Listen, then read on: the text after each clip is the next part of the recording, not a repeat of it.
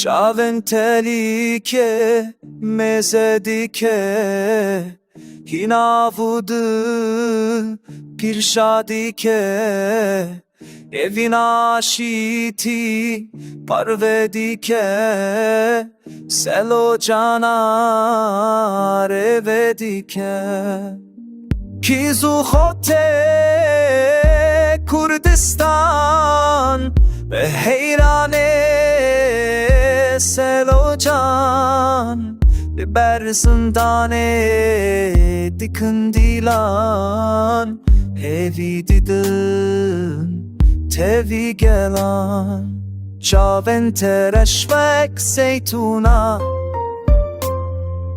ava dikîn û hebûna. Diken xera dikî pir derûna, dîroka te berxwe denciyê. Ey xortê Kurdê ser bi dilin, rêronî dike çîrafin. Ez heyranê becna bilin, bî hebûna te gelse bilin.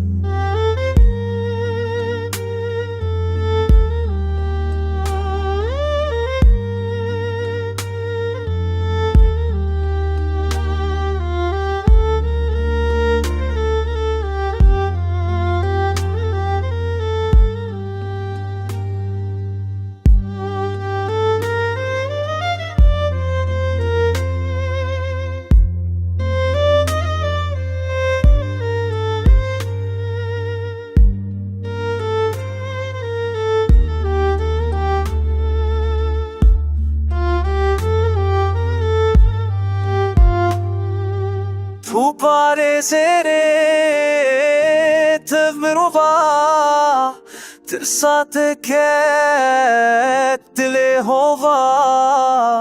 Bawer kazade rojava, peyama tevî serçava. Berhemê te şîne li rojava.